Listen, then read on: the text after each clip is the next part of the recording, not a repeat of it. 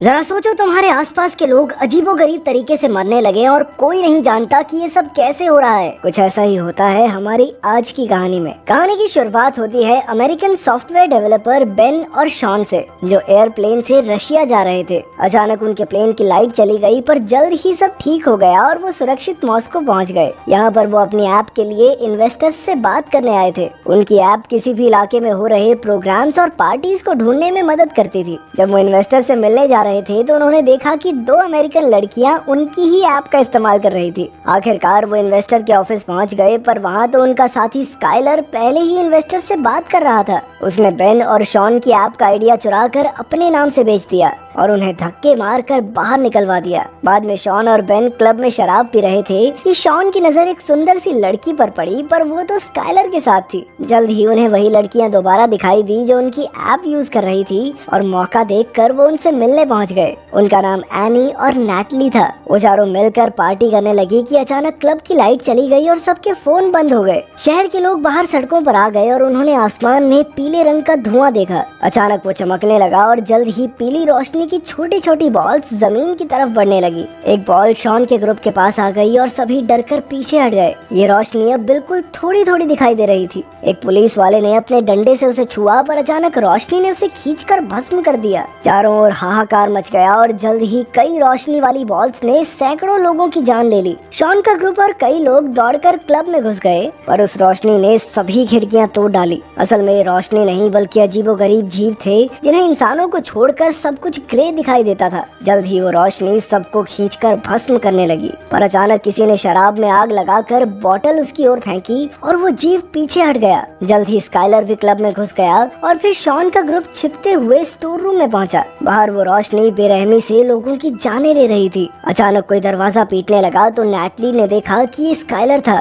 उसने स्काइलर को अंदर आने दिया और सभी कई घंटों तक अंदर ही छुपे रहे। यहाँ काफी खाना मौजूद था, जिस वजह से उन्हें कोई दिक्कत नहीं आई, मगर जल्द ही चिंता के मारे उनके बीच बहस छिड़ जाती थी। अब उन्हें यहाँ छिपे हुए 5 दिन हो गए और अब खाना खत्म होने ही वाला था। पिछले 27 घंटों से बाहर से कोई आवाज नहीं आई थी, इसीलिए उन सब ने बाहर निकलकर यूएस एम्बेसी तक पहुँचने का फैसला किया। बाहर उन्होंने देखा कि हर तरफ सन्नाटा था और हर जगह गाड़ियाँ खड़ी थी। वो यूं ही सड़कों पर आगे बढ़ने लगे, पर तभी अचानक उन्हें एक आवाज सुनाई दी। ये एक रशियन दादी थी, पर उसकी भाषा पांचों में से किसी को नहीं आती थी। आखिरकार चलते चलते वो एक पुल तक पहुँचे जिसके उस पार यूएस एम्बेसी थी, लेकिन वो पुल बीच में से टूट गया था। अब वो चलते फिरते नदी को पार करने का रास्ता ढूंढने लगे। अचानक उन्हें रेड स्क्वायर पर एक पुलिस की गाड़ी दिखाई दी तो स्काइलर और दोनों लड़कियां पास ही में छुप गए, लेकिन बेन और शॉन दौड़ते हुए गाड़ी तक पहुंचे। उन्हें ट्रंक में से एक नक्शा और एक बंदूक मिली। तभी उन्होंने देखा कि एक कुत्ता किसी अदृश्य चीज पर भौंक रहा था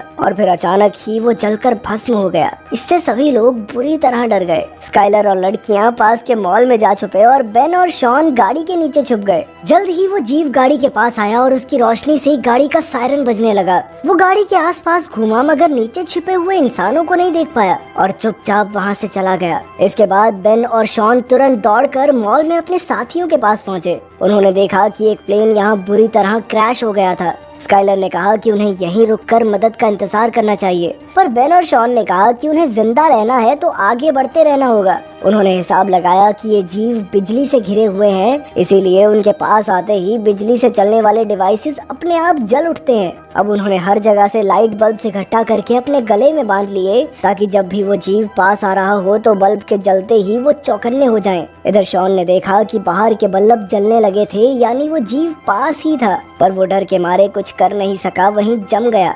मगर वो रोशनी उसके पास से यूं ही गुजर गई। जब वो जीव दुकान में घुसा तो नैटली भागी नहीं, शॉन ने उसे खींचकर वहीं जम जाने को कहा। एक बार फिर से वो चीज उन्हें बिना कुछ कहे पास से गुजर गई। तब शॉन को समझ आया कि वो कांच के पीछे खड़े हैं और उस जीव की बिजली की किरणें कांच के आर पार नहीं जा सकती। शायद इसीलिए वो उन्हें नहीं देख पाया। इसके बाद वो मॉल से निकलकर जैसे तैसे यूएस एम्बेसी पहुंचे, पर वो बिल्डिंग पूरी तरह बर्बाद हो चुकी थी। दरवाजे पर हजारों गोलियां बिखरी पड़ी थी। तभी स्काइलर को एक राइफल मिल गई। अब स्काइलर दरवाजे पर रखवाली के लिए रुका और बाकी सब अंदर की तलाशी लेने गए, पर वो बिल्डिंग पूरी तरह खाली थी। फिर वो कंट्रोल रूम में पहुंचे, जहां उन्हें सारे मामलों की रिपोर्ट्स मिली। इस रोशनी के हमले के 3 मिनट तक दुनिया भर में खबरें आती रही और उनके मुताबिक ज्यादातर शहरों पर कब्जा हो चुका था और इंसानों के पास इस रोशनी का सामना करने के लिए कोई हथियार भी नहीं था। अंडरग्राउंड होने के अलावा और कोई चारा नहीं था। वहीं एक पिंजरे में एक रेडियो था और शॉन ने उसे ऑन भी किया,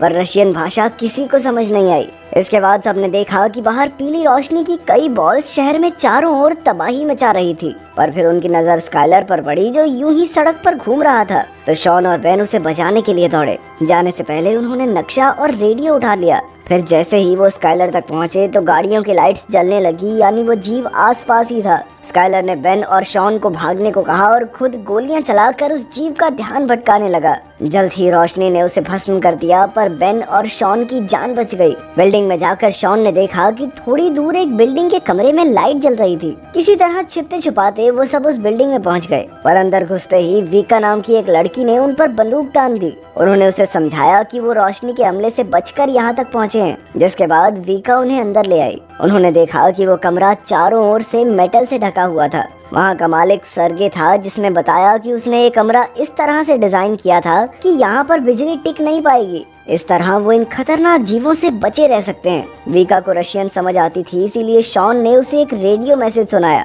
वीका ने उन्हें समझाया कि मॉस्को नदी के अंदर एक सबमरीन है और जितने भी लोग कल सुबह तक वहां पहुंच जाएंगे, उन्हें बचाकर एक सुरक्षित जगह पर पहुंचा दिया जाएगा। फिर सर्गे ने बताया कि सबमरीन को भी इसी कमरे की तरह तैयार किया गया है, जिससे वो रोशनी दूर रहे। अब उन सब ने मिलकर सबमरीन तक पहुंचने का फैसला किया। सबसे पहले वीका, नैटली, एनी बिल्डिंग में से जरूरत का सामान ढूंढने निकले।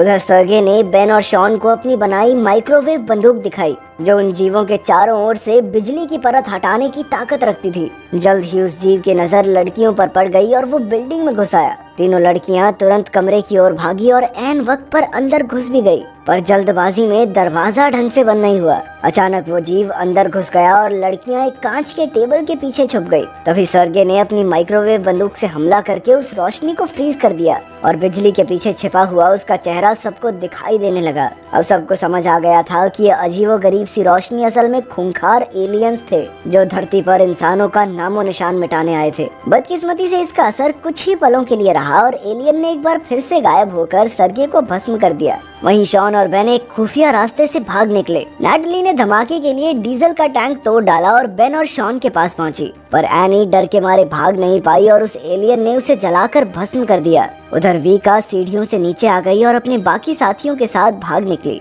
जल्द ही उनके सामने रशियन पुलिस वाले आए, जो कि मेटल से पूरी तरह ढके हुए थे और उनके पास कई हथियार भी थे। अचानक लाइट्स जलने लगी तो उन्होंने एलियंस पर हमला बोल दिया। गोलियों, आग उगलने वाली मशीन और बॉम्ब्स के जरिए वो एलियंस को चोट पहुंचाने में कामयाब रहे। पुलिस वालों ने बताया कि वो एलियंस को डरा तो सकते हैं पर मार नहीं सकते। तभी शॉन ने देखा कि एक एलियन अपने पीछे एक काला पत्थर छोड़ गया था, तो शॉन ने उसे अपने पास रख लिया। इसके बाद पुलिस उन्हें एक सुरक्षित जगह पर ले आई और सबने एक दूसरे के साथ अपनी जानकारी बांटी। सबमरीन वाली बात सुनकर ऑफिसर ने कहा कि नदी बहुत दूर है और हर जगह एलियंस फैले हुए हैं, मगर वो चारों फिर भी सबमरीन तक पहुंचना चाहते थे, इसीलिए पुलिस वाले उन्हें वहां तक ले जाने को राजी हो गए। वो सब ट्रेन की सुरंग से गुजर रहे थे कि अचानक वहाँ एलियंस आ गए। अंधेरे में वो जैसे तैसे एलियंस से छिपने लगे, पर वीका एक पिलर के पास फंस गई। तब बेन ने उसे धक्का देकर पटरी पर फेंक दिया, पर इस चक्कर में एलियन ने उसे पकड़कर भस्म कर दिया। इससे शॉन को काफी गहरा सदमा लगा, पर वो जैसे तैसे सुरंग से बाहर आ ही गए। आखिरकार वो नदी तक पहुँचे, जहाँ एक कश्ती में बैठकर वो सबमरीन को ढूंढने लगे। अब उन सब ने अपने मरे हुए साथियों का शोक मनाया। अचानक एक पत्थर की वजह से उनकी कश्ती वहीं रुक गई और सबने बाहर आकर देखा कि तेज रोशनी का बवंडर धरती से मेटल्स और कई कीमती चीजें खींच रहा था। तब उन्हें एहसास हुआ कि एलियंस धरती से मिनरल्स चुराने आए हैं। तभी उनकी नजर सबमरीन पर पड़ी, पर अचानक उनके सामने वाली बिल्डिंग तहस नहस होकर उनके ऊपर गिरने लगी। इससे वो सभी पानी में गिर गए, पर अंत में शॉन, वीका और एक ऑफिसर तैरकर सबमरीन तक पहुंच गए। शॉन ने देखा कि नैटली अब भी गायब थी। उसने जैसे तैसे सबमरीन के कैप्टन को नैटली के लिए थोड़ा इंतजार करने के लिए मना लिया और खुद पुलिस वालों के साथ नैटली को ढूंढने निकल पड़ा। चलते चलते उन्होंने अपने फोन्स पटरियों के पास फेंक दिए ताकि एलियंस के आने पर उन्हें पता चल जाए। कुछ ही पलों में फोन बजने लगे, पर ऐन वक्त पर शॉन नीचे गिर पड़ा, मगर उसने माइक्रोवेव बंदूक से एलियन को हवा में ही फ्रीज कर दिया। तभी पुलिस वालों ने उस पर सीधा धमाका करके उसे मार डाला। आखिरकार ये साबित हो गया कि एलियंस बिजली को अपनी ढाल बनाकर रखते थे और उस माइक्रोवेव बंदूक से बिजली खत्म करके एलियंस का खात्मा करना मुमकिन था। तभी नैटली को उनकी आवाज सुनाई दी। वो एक बस में छिपी हुई थी और अब शॉन उसे बचाने गया और पुलिस वालों ने जमीन पर पानी फेंक दिया ताकि माइक्रोवेव बंदूक का असर बढ़ सके। अब एलियंस पानी के पास जाने से डर रहे थे और अचानक वीका ने वहां आकर आग के धमाके कर दिए। पुलिस वालों ने माइक्रोवेव बंदूक चलाई तो पता चला कि वहां 3 एलियंस थे। आखिरकार जबरदस्त हमले करके उन्होंने एलियंस को खत्म कर दिया। उधर शॉन नैटली तक पहुंचा तो अचानक बस चलने लगी और पता चला कि बस में एक एलियन मौजूद था। शॉन ने उस पर बंदूक चलाई पर अचानक निशाना चूक गया। एलियन नैटली की टांग खींचने लगा तो शॉन ने माइक्रोवेव बंदूक से उसकी बिजली की ताकत कम कर दी। अब एलियन वहीं फ्रीज हो गया। तभी शॉन ने काला पत्थर निकालकर सीधा एलियन पर दे मारा। जबरदस्त धमाके में एलियन मारा गया और बस भी रुक गई। आखिरकार सब वापस सबमरीन पर पहुंचे पर पुलिस वालों ने वहीं रुककर अपने देशवासियों की रक्षा करने का फैसला किया। जल्द ही सबमरीन निकल पड़ी और नैटली ने अपनी मां का मैसेज देखा। तभी सबको रेडियो पर कुछ ग्रुप्स की खबर सुनाई दी जो मिलकर एलियंस का सामना कर रहे थे। सबमरीन में मौजूद सभी लोगों ने ऐसे ही ग्रुप्स के साथ मिलकर एलियंस के खिलाफ जंग में हिस्सा लेने का फैसला किया। अगर वीडियो पसंद आई तो लाइक कर देना, चैनल को सब्सक्राइब कर देना। मिलते हैं अगली वीडियो में।